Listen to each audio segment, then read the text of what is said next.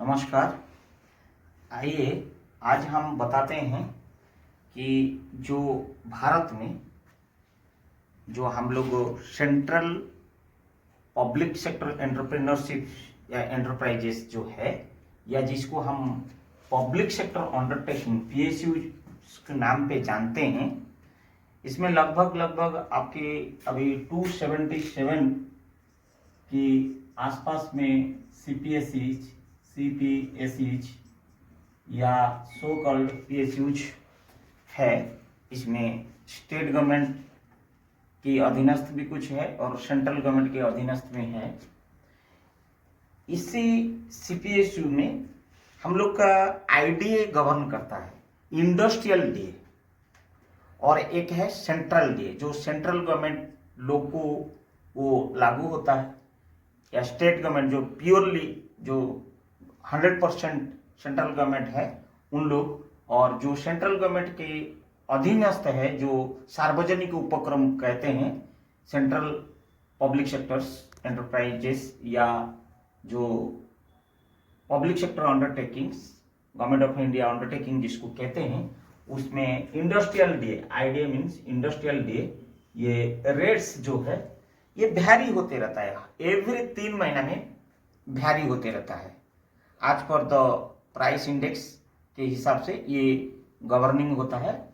मैंने अभी जो हम लोग का जो कैलकुलेशन करने के लिए, पेंशन कैलकुलेशन करने के लिए हमारा किस समय में कितनी डीए था, कौन सा ईयर में कौन लोग रिटायर हो गया था और कौन सा महीना में, वो डीए कैलकुलेशन करने के लिए बेसिक के साथ हम लोग को डाटा जरूरत पड़ता है। आइए मैं 1/1/2007 से लेकर टिल डेट तक मैं आप लोग को जब हर 3 महीना के अंतराल में डीए बढ़ा हुआ है, वो डीए का परसेंटेज कितना था और आपका डिफरेंस कितना था, इंक्रीज कितनी हुई, ये डिफरेंस कितना था, डिफरेंस आया, और ये रेंजेस कितना था परसेंटेज, ये परसेंटेज में, और ये भी डिफरेंस जो है ये परसेंटेज में।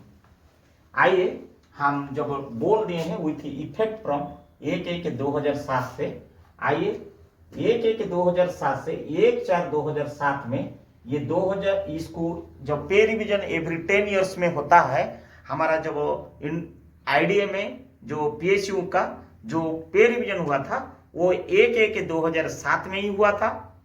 उसके बाद 1/1/1997 से 31 दिसंबर 2006 तक हुआ था। फिर 1/1/2007 से 31 दिसंबर 2016 तक हुआ। फिर 1/1/17 से फिर टिल 31 दिसंबर 2026 तक कायम है। आइए जब 1/1/2007 को हमारा डीए कैलकुलेटेड डीए 0 माना गया था, फिगर इज 0, और जो 1/1/2007 से 1/4/2007 में ये 0 से, मतलब ये जो 0 हम लोग 31 दिसंबर 2016 मिडनाइट को हम लोग ले लिए थे 0। उसके बाद 1/1/2007 से 1/4/2007 को ये रेंज हुआ 0 से 0.8, दैट मीन्स 0.8% ही इंक्रीज हुआ।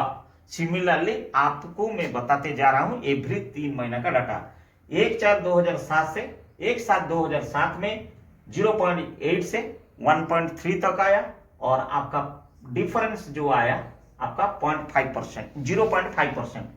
आइए सिमिलरली देन आपकी 1/7/2007 से 1/10/2007 तक 1.3 से फिर 4.2, डिफरेंस आपका इंक्रीज जो हुई 2.9%। सिमिलरली 1/10/2007 से फिर 1/1/2008 जो बढ़ोतरी हुई, ये 4.2 से लेकर 5.8 हुआ, ये करीब 1.6% की इंक्रीज डीए में हुई। सिमिलरली 1/1/2008 से फिर 1/4/2008 तक फिर 5.8 से 6.3, दैट मीन्स 0.5% इंक्रीज हुई। ये डिफरेंस वृद्धि होते जा रहा है। और आप जिस पीरियड में रिटायर हुए हैं वो महीना में कितनी परसेंट आपका बेसिक था और कितना परसेंट डीए था, आप कैलकुलेट करने से आपका पेंशनेबल कैलकुलेशन में इजी हो जाएगा। इसीलिए मैं आपको पूरा ये डाटा बता रहा हूं, ताकि कि ये सार्वजनिक डाटा है, ये मैंने अध्ययन किया और आप लोग के सम्मुख में रख रहा हूं, ताकि कि आप easy to calculate your pension amounts. जो ईपीएस 95 की हायर पेंशन स्कीम आया, ये कैलकुलेशन के लिए ये मदद करेगा। आइए फिर हम 1/4/2008 से 1/7/2008 को 6.3 से 9.2 मतलब 2.9% की ये बढ़ोतरी हुई।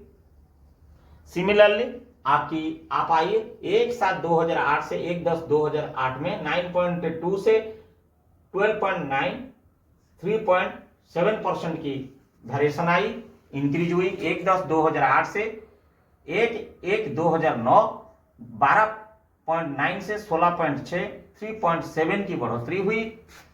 आइए 1/1/2009 से 1/4/2009 16.6 से लेकर 16.9 दैट मीन्स 0.3% की बढ़ोतरी हुई। आइए 1/4/2009 से 1/7/2009 में 16.9 से 18.5 दैट मीन्स 1.6 की वेरिएशन आई। 1/7/2009 से 1/10/2009 18.5 से 25.3 6.8 की बढ़ोतरी हुई।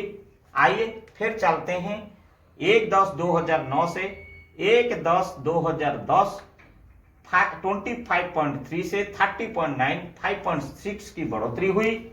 फिर आइए 2010 का शुरुआत में 1/1/2010 से 1/4/2010 39.9 से 34.8 3.9 की बढ़ोतरी हुई। मैं ये बताना चाहूंगा एवरी 3 महीना में बढ़ोतरी होता है, साल में लगभग 4 बार होता है। और 1/4/2010 से 1/7/2010 को 34.8 से 35.1 माने 0.3% की बढ़ोतरी हुई। एवरी 3 क्वार्टर जनवरी फरवरी मार्च, फिर अप्रैल मई जून, फिर जुलाई अगस्त सितंबर अक्टूबर नवंबर दिसंबर, एवरी 3 महीना में आईडीए बढ़ोतरी होता है। 1/7/2010 से 1/10/2010 में 35.1 से 39.8 4.7 की बढ़ोतरी हुई, इंक्रीज हुई। 1/10/2010 से 1/1/2011 को 39.8 से 43.0 3.2 का बढ़ोतरी हुई। एंड 1/1/2011 से 1/4/2011 में 43 से 47.2 4.2 का बढ़ोतरी हुई। 1/4/2011 से 1/7/2011 47.2 से 47.2 फर्स्ट टाइम 2007 के बाद ये पहला ऐसा सिचुएशन आया जहां जीरो हुआ। दैट मीन्स प्राइस इंडेक्स में कोई फ्लक्चुएशन आई नहीं थी, उस समय जीरो शो कर दिया गया और जीरो डीए में गया। 1/7/2011 से 1/10/2011 57.2 से 52.0 4.8 की बढ़ोतरी हुई। 1/10/2011 में 1/1/2012 तक आपका 52.5 से 56.7 4.7 की बढ़ोतरी हुई। अगेन रिपीट हुआ 1/1/2012 से 1/7/2012 में फिर बढ़ोतरी की मात्रा जीरो रही, कोई फ्लक्चुएशन प्राइस इंडेक्स में नहीं आया था। 1/7/2012 में फिर 1/10/2012 को 56.7 से 61.5 4.8 की बढ़ोतरी हुई, इंक्रीज हुई डीए में। आइए 1/10/2012 से 1/1/2013 को 61.5 से 67.3 5.8 की बढ़ोतरी हुई। आइए ये डाटा मैं इसलिए बता रहा हूं, कोई व्यक्ति 2009 में, क्योंकि ईपीएस 95 से नवंबर 95 से जो व्यक्ति नौकरी करते आ रहा है और उसी दौरान में जो रिटायर्ड होते जा रहा है, उस समय उनको डीए कैलकुलेशन करने के लिए ये डाटा बहुत महत्वपूर्ण आएगा, बहुत काम में आएगा। किसी को पूछने की जरूरत नहीं है, स्वयं आप कैलकुलेशन कर सकते हैं, क्योंकि आपको पता है pension amount is equal to जो आया है न्यू स्कीम में, आपकी जो average pensionable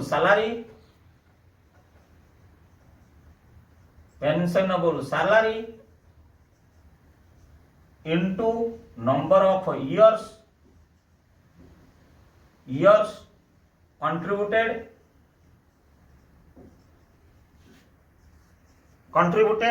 divided by 70 is your what is then average pensionable salary, that is your average basic plus DA, this means IDA। ये जो IDA के लिए हम बात कर रहे हैं अभी, क्योंकि ये डाटा अगर जानकारी नहीं होगा आपका बेसिक तो पे स्लिप में मिल ही जाएगा, ये IDA बहुत जरूरी है, पुराना डाटा है, इसीलिए आप लोग को ये मदद करेगा, मैं इसीलिए ये डाटा आपके सम्मुख में रख रहा हूं। आइए 1/1/2013 से 1/4/2013 67.3 से 71.5 जो 4.2 का इंक्रीज हुई परसेंटेज में, ये सारी चीजें सब परसेंटेज में है। ये percentage of what? Percentage of your basic, जो आपका मूल वेतन है वो मूल वेतन का ये इंक्रीज होते जा रहा है। 1/4/2013 से 1/7/2013 71.5 से 74.9 3.4 की बढ़ोतरी हुई। 1/7/2013 से 1/10/2013 74.9 से 78.9 4% की बढ़ोतरी हुई। आइए फिर चलते हैं 1/10/2013 से 1/1/2014 78.9 से 90.5 11.6 की बढ़ोतरी हुई। 1/1/2014 से 1/1/2014 तक 90.5 से 88.4 ये माइनस फर्स्ट टाइम डिक्लेयर हुई। फर्स्ट टाइम 1/1/2007 के बाद ये पहला दफा था माइनस में ये फेस किया।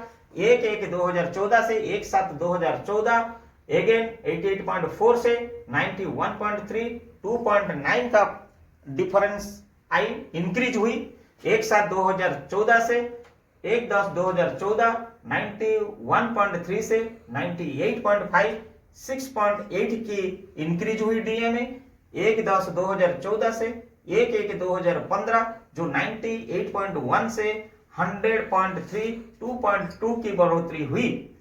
1/1/2015 से 1/4/2015 103 से 100.3 से 100.5 0.2 की बढ़ोतरी हुई। और 1 अप्रैल 2015 से 1 जुलाई 2015 ये करीब 2.1 की डिफरेंस आई, जबकि 1 जुलाई 2015 से 1 अक्टूबर 2015 102.6 से 107.9 दैट मीन्स 5.3 की डिफरेंस आया। 1/10/2015 से 1/1/2016 में 107.9 से 112.4 4.5 की डिफरेंस आया, आई मीन इंक्रीज हुआ डीए में। आइए फिर एक दफा 1/1/2016 शुरुआत ऑफ 2016 का शुरुआत में 1/4/2016 में कोई बढ़ोतरी नहीं हुई, फिर जीरो को फेस करना पड़ा, डीए में कोई बढ़ोतरी नहीं हुई। आईडीए में 1/4/2016 से 1/7/2016 में 112.4 से 114.8 2.4 का डिफरेंस आया। 1/7/2016 से फिर 1/10/2016 में 114.8 से 120.3 आई मीन 5.5 की डिफरेंस आया, मींस इंक्रीज हुई।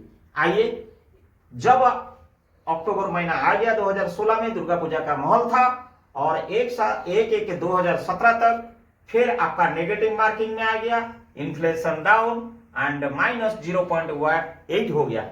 आइए फिर 1/1/2017 1/4/2017 में अगेन -2.4 कंटिन्यूस ये चलते रहा। 1/4/2007 से 1/7/2017 अगेन -1.9 में कंटिन्यूस नेगेटिव इंपैक्ट पड़ते जा रहा। और हमारा मूल वेतन प्लस डीए में जितनी फिगर मिल रहा था वो फिगर से अभी हम कम सैलरी मिलने लगा।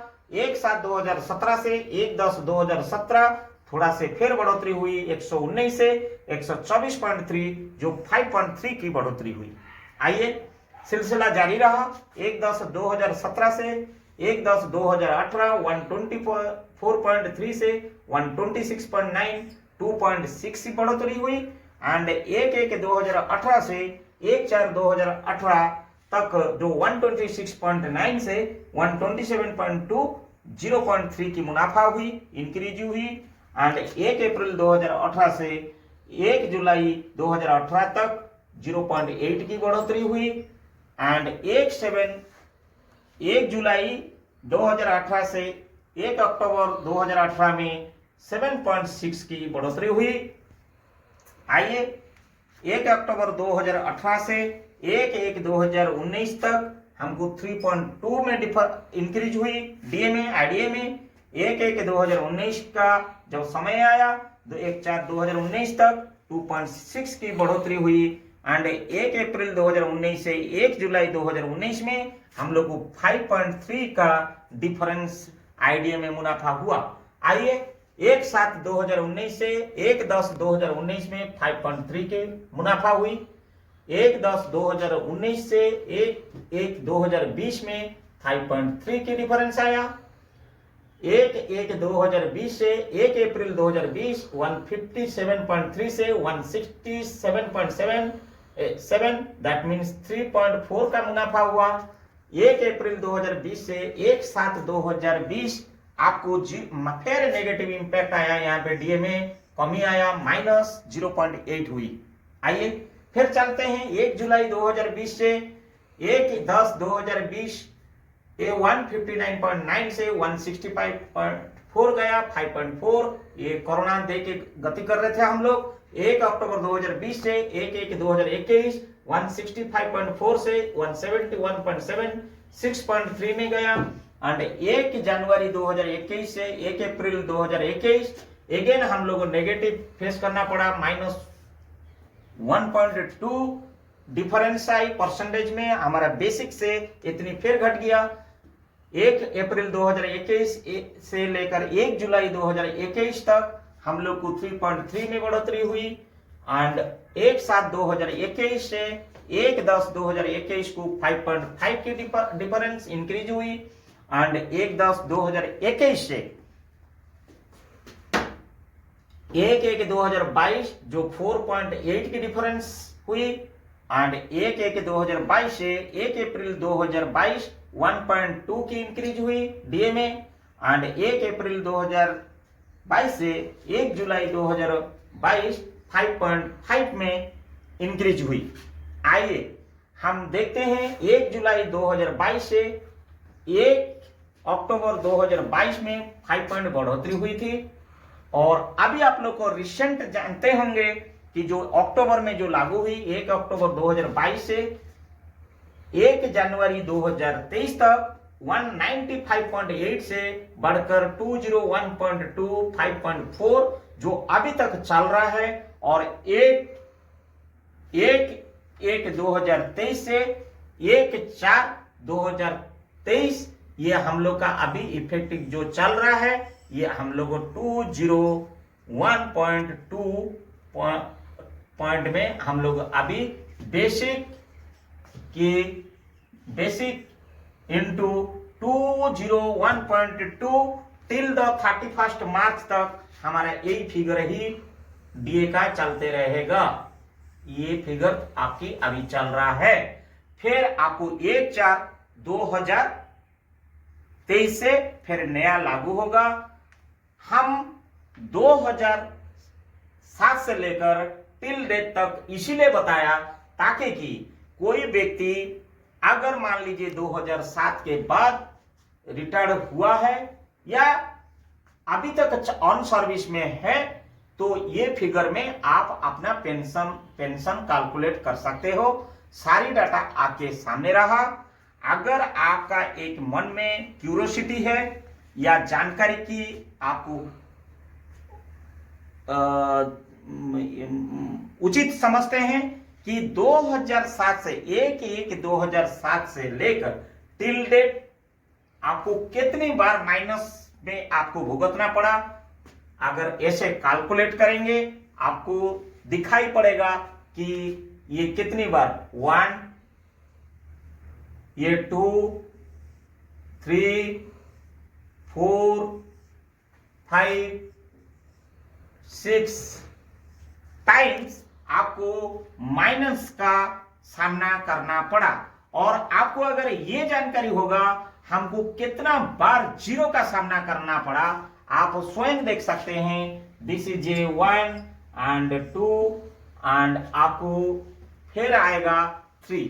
देखिए मैं ये चार्ट से आप लोग को भली भांति में बताना चाहूंगा कि आप एक एम्प्लॉइज होने के नाते क्या क्या आप लोग को आईडीए में कब क्या हुई थी पूरा डिटेल जानकारी होना चाहिए। ये आपको जीरो भी फेस करना पड़ा, माइनस भी फेस करना पड़ा। अगर 1/1/2007 से लेकर टिल डेट अगर हाईएस्ट हम लोग का आईडीए में बढ़ोतरी हुई थी वो था 1/10/2013 से लेकर 1 जनवरी 2014 का जो पीरियड था, ये सुनहरा पीरियड था। हमको एवर हाईएस्ट 11.6 की मैक्सिमम बढ़ोतरी हुई थी। आइए ये जानकारी आपके लिए बहुत महत्वपूर्ण रखता है और अभी की सिचुएशन में कैलकुलेशन करने के लिए पेंशन अमाउंट या फिर आपको ईपीएफ फंड से ईपीएस फंड को देने के लिए अगर जब कितनी कंट्रीब्यूशन देना पड़ता है, ये सारी कैलकुलेशन करने के लिए this chart is very very important if you are belongs to any CPSU, CPSEs और पीएसयू एम्प्लॉइज। अगर आप ये आईडीए रूल में अगर पीएसयू अंतर्गत नहीं है, अगर किसी अनुष्ठान में या किसी जरिया में प्रत्यक्ष या परोक्ष रूप में अगर आप ये आईडीए सैलरी में अंतर्गत या आईडीए रूल में गवर्न होते हैं, तब ये चार्ट आप लोग को बहुत अहम रखता है। और आप लोग को ये अगर अहम जानकारी आपको अच्छा लगा होगा तो जरूर आप कमेंट्स करेंगे और लाइक करेंगे।